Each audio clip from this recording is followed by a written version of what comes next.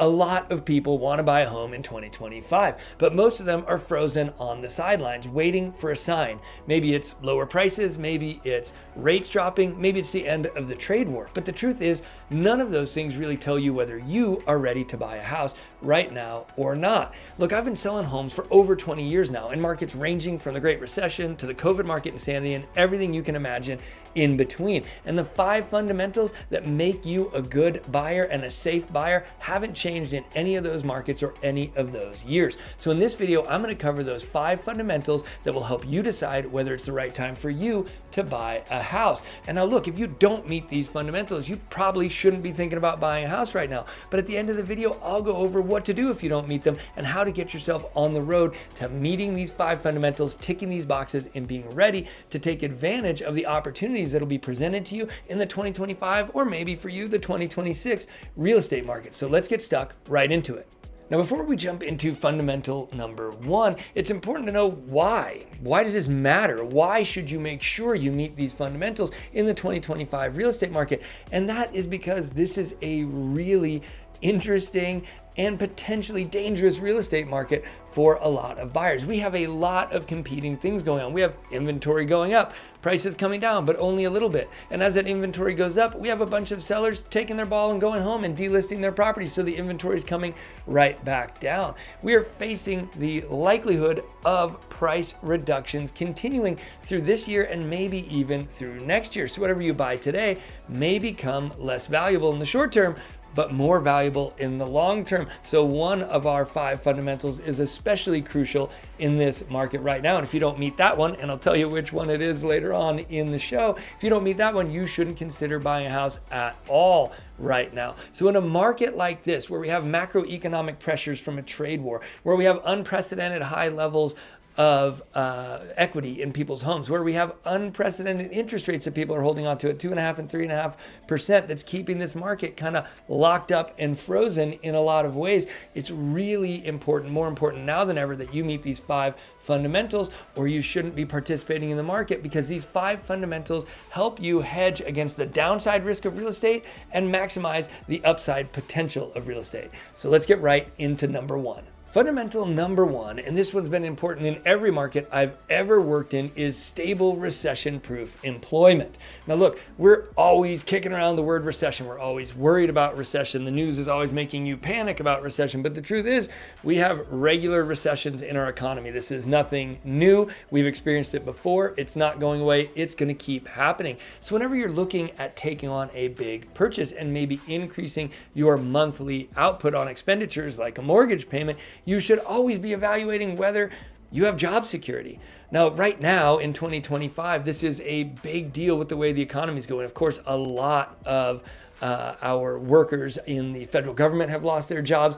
A lot of workers around the ports and in trade have lost jobs. A lot of workers at companies that have been fearing for recession because of the trade war have lost their jobs. There's just been a lot of job loss. We just had the job numbers come out, and it was the worst jobs report since early COVID. So it's not the best job market out there right now. And a lot of people are really concerned about losing their job. And if you have a real risk of losing your job, it is never the right time to buy a house under those circumstances. So the very first thing you do, and the first fundamental on our list, is to do a little self-assessment about your own personal job security within your organization and about your company or organization's job security in the overall landscape of the economy. Look, if you're a school teacher, if you're a bus driver, if you're a sanitation worker, these are jobs that aren't going away. If you're a plumber, if you're an electrician, if you're a carpenter, you've probably still got pretty good job security, right? But if you're in the kind of industries that people only do when they have a lot of extra money hanging around, or when they're willing to part with their extra money, or if you're the kind of person who installs, high-end fake lawns or really expensive landscaping, or these types of things that people tend to pull back on, the type of expenditures people tend to retract when it comes to times of financial contraction, like a recession, then you might be at greater risk. If you're in the federal government in any of the areas where they've been making cuts, you might be at risk. If you're in the National Park Service, you might be at greater risk of losing your job right now, given what's going on in our country. And for you, it may be time to pump the brakes on a big decision like buying a house. So number one is, are you in a recession-proof industry, or as recession-proof as you can get? And do you personally feel pretty secure in your job? If the answer is yes, then you should move through the rest of the 5 fundamentals and work your way towards home ownership. But the answer is no, then right now in 2025 is especially not a good time for you to enter the housing market. Look, right about now, you might be wondering who I am and why you should be listening to me about real estate, the market, the economy, or anything at all, really, and that's a pretty fair question. I mentioned a little bit in the open. My name's Rich Curtis. I work for EXP Realty, and I've been selling homes here in the foothills in Northern California for over 20 years now. Again, in markets ranging from the Great Recession to the COVID market insanity and everything in between. So when it comes to real estate, I've got you covered. My goal with this channel is to help you make the highest quality real estate decisions you can from the comfort of your couch. So to that end, let's jump right back into our discussion of the 5 real estate fundamentals that all buyers should meet, or they shouldn't be considering buying a home, especially in 2025. Fundamental number 2 that makes you a good, solid buyer in any real estate market, and that you should especially consider right now in 2025, is having good savings. Now look, when I talk about savings, I'm talking about 3 different categories of savings. You're gonna need savings for your down payment. You're gonna need savings for your closing costs, and you're gonna need an emergency fund, and that is the most important one. So let's jump into each of these 3. When it comes to down payment, and going through the entire landscape of possible down payments is gonna be too much for this video. If you're interested in that, I have several videos on it in our Informed Home Buyer podcast playlist, and I'll link to those at the end. But suffice it to say, you can put anywhere from 0% down to 100% down in today's landscape, but the minimum tends to be about 3% down in a conventional loan, 3.5% in a FHA loan. So if you're looking at that 3% down, in most of our markets, our median home price hovers around the 500,000 mark, anywhere from 500 to 550,000. We'll take 500,000 because it makes the math easy. 3% of 500,000, that's $15,000 as a down payment. Now, in addition to your down payment, you also have closing costs, especially if you're getting a loan. Now, if you're getting a loan, those closing costs will be ballpark here in California, about 3% of the purchase price there again. So taking our $500,000 hypothetical purchase price, you're talking about another $15,000 in closing costs. So you need about your $15,000 for your down payment, you need about $15,000 for your closing costs. That's $30,000. Now look, are there ways around all of this? Can you get a 0% down loan if you're a VA buyer? Sure. Can you get down payment assistance to get rid of some of that? Sure. Are we entering a market where there might be more of an advantage to buyers? You might start to get things where sellers will give you 3% credit to your closing costs again, maybe soon. Sure. But in general, around $15,000 for down payment, around $15,000 for closing costs is going to be kind of a bare minimum. That's $30,000 in savings. Now, if that's all you have and you're going to be tapped out on day one, no savings left in the bank as soon as you close on that house and are looking down the barrel of your first mortgage payment, that's not a good situation to be in, especially in this kind of market where we just talked about in the last segment. There's a lot of instability. There's a lot of job loss risk to a lot of people right now. You especially don't want to be splashing around in the real estate market if you have no reserves, no money left in the bank.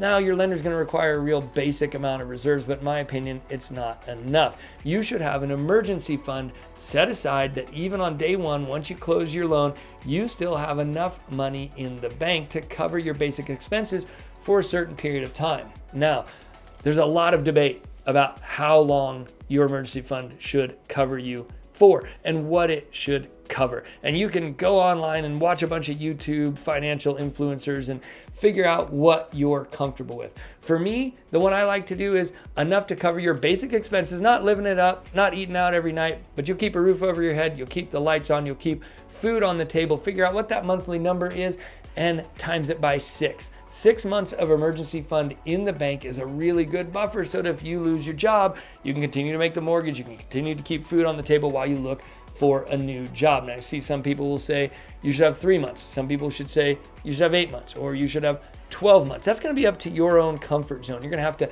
make that choice for yourself, but you should have some version of an emergency fund, very, very bare minimum 3 months. Again, I prefer 6 months if you're going to buy a house. Now look, there are other markets and other market mechanics where things are rapidly appreciating and it might be easier to offload the house sooner and not lose any money, or where the employment market is really booming and things feel a lot more stable, and maybe that's the kind of market where you could have a little less of an emergency fund.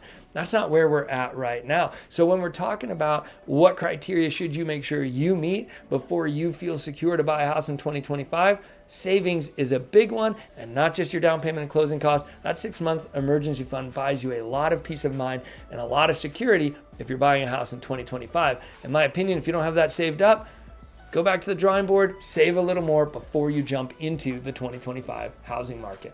Hey, if you're getting anything at all out of this video, and I sincerely hope you are, hit the like button, click subscribe, and hit that little bell icon so you don't miss the next video with crucial information to help you with your housing decisions. All right, now back to our discussion of the 5 fundamentals that all buyers should make sure they meet before jumping into the 2025 housing market. Now, real estate fundamental number 3 that all buyers should make sure they have in place before jumping into the 2025 real estate market is you should be able to afford this payment at this interest rate no matter what if it doesn't change. Now, let me explain. That's a bit of a mouthful, but look, for years now, starting in 2022, around July of 2022, the pandemic era interest rates went away and the rates jumped massively. And there were a bunch of people in my industry, some of them out of ignorance, some of them out of salesy disingenuousness. That's a mouthful too. Is that a real phrase? Maybe I coined that. Salesy disingenuousness. But they were saying things like date the rate, marry the house, right? So, and the idea there was go ahead and take this payment at a 7% interest rate because, hey, interest rates will come down and you'll be able to refinance and you'll be able to get your payment lower and it'll all work out. Well, I've been saying since then all the way to now that that's not always true. Number one, it simply hasn't happened, right? We're 3 years into this and we're still close to 7% interest rates. So the interest rates didn't come down. So if you were hoping or banking on them coming down so you could afford your house payment, you probably got hosed by that date the rate, marry the house advice. Number 2, even if the rate comes down, there's never any guarantee that when it comes down, you'll be able to take advantage of it, that you'll still have enough equity in the house to do it, that you will still qualify for the loan, that you haven't lost your job, retired, racked up medical debt, gotten divorced, or had something else hit your credit that makes it so you don't qualify for a loan anymore, so you can't refinance and take advantage of that rate.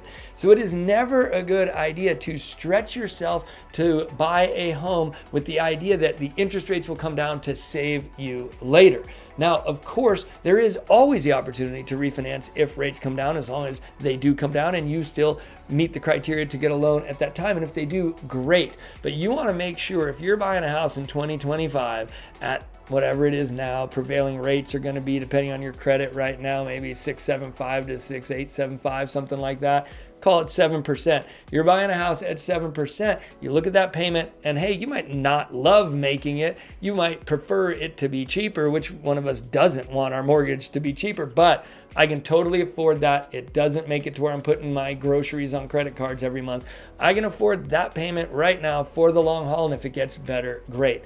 That's where you should be if you're buying a home in 2025. That should be your approach to your payment. If you're saying to yourself, that payment's gonna really hurt, it's gonna really put the pinch on my finances, it's gonna really put my family on the red line, but hey, I think rates are coming down. I'm hearing on the news, the president's telling the Fed to drop the rate to 1%. Ignore the news, ignore all that garbage. It's not gonna happen. Do not put your family in that situation. If you can make the payments as they are now without it being a huge crunch on your family, then great. When they come down, take advantage of it and everybody's happy. But don't put yourself in this situation where you need that to happen to survive. It's not a good place to be in 2025. So make sure you can afford the payment no matter what at this interest rate before you jump into the 2025 real estate market. All right, before we jump into criteria number 4, don't bounce out on me. Wait for criteria number 5. That is the most important one that everybody should make sure they meet before even thinking about buying a house in 2025. Or if you're running out of time, fast forward and watch number 5. Don't miss number 5. But for now, number 4, fundamental number 4 that all buyers should make sure they meet before jumping into the 2025 real estate market is having good credit. Look, whenever you buy a home, good credit is crucial. And the better your credit, the better your terms. So in an environment like this, where we're facing down decently high interest rates, again, if you want to watch some other videos to get some historical perspective, these are actually just average interest rates historically, but up against the 2.5%, 3.5% pandemic era interest rates, these ones feel high. And in reality, on the street, when combined with all-time high real estate prices, they are high, and they do make in sum total for a very large mortgage payment. And so it's crucial that you have good credit so you get the best prevailing rate you possibly can. This is a terrible market to come in with suboptimal credit and end up having an 8% interest rate instead of a 7% interest rate because your credit is so bad. So you want to start right away monitoring your own credit. You can get a free credit score once a year from the credit reporting agencies for free. You can sign up for a myriad of, credit monitoring services, which are paid. I don't really recommend paying for them. Most of your credit cards these days will have at least one of the credit bureaus reporting a score for you for free, even inside your online banking portals. So take a look at where your credit's at on one of those. And if it isn't great, then go and start talking to a lender. Now, what do I mean by not great? Really under 700. Definitely if it's under 640, you're going to be getting suboptimal rates. And so you want to get that up before you jump into the real estate market. The best person to help you bump that up is a professional real estate lender who's been in the business over 10 years and has experience with credit repair. If you watch our Informed Home Buyer podcast, Dave Miller is excellent at this, my co-host on that podcast. I'll leave his information down in the description below, and you can reach out to him. If he doesn't work in your state or your market, he can refer you to a trusted professional who can help you. But either way, if you're looking at a credit score that's under 700, you want to get on and you're thinking about buying a house, or you really want to buy a house, you want to get on the horn with a lender right away and start the credit repair process. It is easier and quicker than you think to repair your credit and get that score up, but you want to start now because we're just seeing the beginning of price drops here in 2025. This video is being recorded in July of 2025. So as we get to the end of the year, I think we're going to see some more aggressive price drops. And if things stay the same, which of course they might not because the economic news is bananas right now.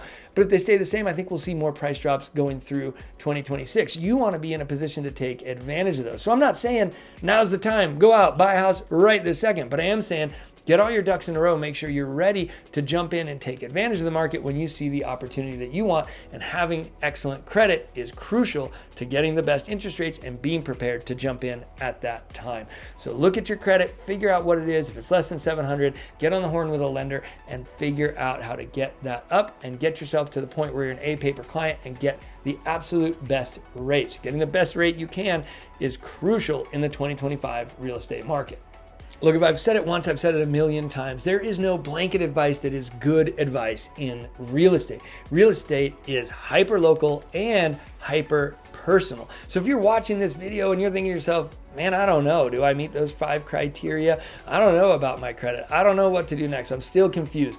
Feel free to reach out to me via the contact information on your screen or in the description down below. Like I said, I've been helping people buy homes for over 20 years now. I've helped hundreds of families just like yours, and I can help you take the next steps. If you're not ready today, I can get you on the path to be ready, and that is a great step to take for your family. So if you're still not sure what the next step is, feel free to reach out and I'll get you on the road to homeownership. All right, now let's get on to our final criteria. In my opinion right now, the absolute most important one, fundamental number 5, and I think the most important one on the list given the market we have, right up there with do you have stable employment, is do you have a long-term time horizon for owning this property? Now, what do I mean by a long-term time horizon? I mean, the property that you're looking at buying now in 2025, do you intend to own that property for at least 5 years before selling it? 7 years better, 10 years even better. Now, why do I say that? Well, I've already told you that in my opinion, and nobody has a crystal ball, and the financial news is absolutely bananas. So You can't hold me to it, but all the cards, all the tea leaves, everything that I can see is pointing to continued price reductions in 2025 and potentially more in 2026. Of course, subject to change as fiscal policy flies off the Resolute desk in Washington quicker than you can say Sharpie. So we only can trust these predictions until the next executive order. But for now, I think more price reductions are more likely than less, or more likely than price increases. So if that's the case, whatever you buy today in the short term is going to be less valuable. Now, that is not a problem from a real estate investment perspective. If you meet the 5 fundamentals, you have a good reason to buy. Doesn't matter if it goes down next year, as long as you're holding it for 5 years or more. In general, if you're holding it for 5 years or more, you're going to get through these cycles and you're going to see some appreciation on the other side. It's important to say nobody can ever guarantee that your real estate is going to appreciate or go up in value. But if you look at the historic trends, especially in California real estate, you can make a pretty decent wager that over the long haul, it's going to go up. In my opinion, the minimum long haul is 5 years. I feel even better at 7 years. I feel even better at 10 years, but bare minimum 5 years. If you're looking at buying a house right now in 2025 and you know 2 years from now you're going to get a massive raise and want to sell that and buy up. Now, if you're going to keep it as a rental and buy up, that's okay. Probably won't lose anything. But if you're going to have to sell it to buy up, that's not going to be a good situation to be in. If you're looking at buying a house in 2025 and you've got some aging parents who are getting sick across country and you're thinking there's a real good chance you might have to sell and move to live near them and take care of parents, then that's probably not a good time for you to jump into the real estate market. If you have older children who are telling you they're about to start having children, and you know you're the kind of parent that as soon as you have a grandkid, you're gonna cut and run and move to wherever that grandkid is, and I don't blame you. That would be my plan for my kids as well. And you think that could happen in the next 2 to 3 years, maybe 4 years? I wouldn't be looking at buying a house in 2025. You want to make sure, and look, life happens. We never know what's going to happen. Something could change this, but to the best of your ability, easy for me to say, to the best of your ability, and as far as you know now, are you planning to hold this house for at least 5 years or more? If you are, then it's a decent reason to jump into the 2025 real estate market. But in my opinion, if you're gonna hold this house for less than 5 years, I would not even think about buying a home in 2025. All right, so I promised you at the end I'd tell you what to do if you don't meet these fundamentals. And look, everybody is at a different point in their financial journey, in their life journey, and in their purchasing real estate journey, and that's okay. So if you did a self-evaluation as you were going along in this video and said, man, I don't meet a couple of these fundamentals, what do I do next? Well, next is to start working on those. Now you are armed with knowledge. Now you know what to do. If you don't have stable recession-proof employment, well, you can look at getting another job and trying to get through that way, or you might have to just wait it out a little on that one. But if you don't have the kind of savings you need or an emergency fund, this is something you can start working on today, looking for places you can cut the budget to carve out a little extra money to throw into savings every month to build up that emergency fund. If you look at your credit and you're like, man, I don't have good enough credit to get A-paper rates on a loan, get on the phone with a lender and start some credit repair processes right away. If you don't have a long-term time horizon, start looking at your life and thinking about all the moving pieces and decide, is there a version of this where I can keep this house for 5 years or more? You can start working on all of these pieces and get all your ducks in a row so you're ready. If you need help with that, you can call me. Like I said, you can call Dave Miller. I'll put his information in the description down below. But it's not the end of the road for you if you don't meet these 5 fundamentals. This is a great time to start working on it, because I don't actually believe that right this second is the absolute best time to be going out and running and buying a house with all the uncertainty going on right now, and with the likelihood of some continued downward pressure on prices and maybe a tiny bit, but not much, relief on mortgage rates. It may well be a good decision for a lot of you to wait for a little bit longer. But while you're waiting, you should be working on these 5 fundamentals. You should be getting all your ducks in a row. So when the stars align and when the signal you're looking for comes that says, I'm ready now, I want to get into the market, I see opportunities I like, you don't want to have to be scrambling right then to get these things under control. You want to do that work now. So it's 2025, the real estate market where every person should be scrambling to buy a home right now. It's the best opportunity ever. Maybe not.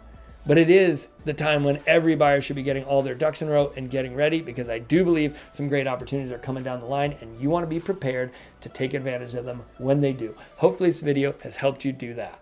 So that wraps up our discussion of the 5 fundamentals that I believe every buyer should meet before jumping into the 2025 real estate market. And truly, no matter what year you're watching this, these are the 5 fundamentals that throughout my entire 20+ year real estate career, I believe all buyers should meet before buying a house ever. So it's great stuff to be working on no matter what year it is, no matter what the market mechanics are. Now, like I said, if you found you to meet all these criteria, then great, you're armed with some knowledge and get to work. If you want to go deeper into any one of these subjects, into savings or down payment or closing costs or loan payments or any of this, the best resource for that is this playlist right here for our Informed Home Buyer podcast. It's going to go through all of that information for you, deep dives into each individual subject. And if you just want to get a feel for where the market's at right now and why prices aren't coming down as quick as you thought they might be, you can click this video right here on our Don't Trust the Listings, because a lot of sellers are putting out testing prices right now, and see where the market's going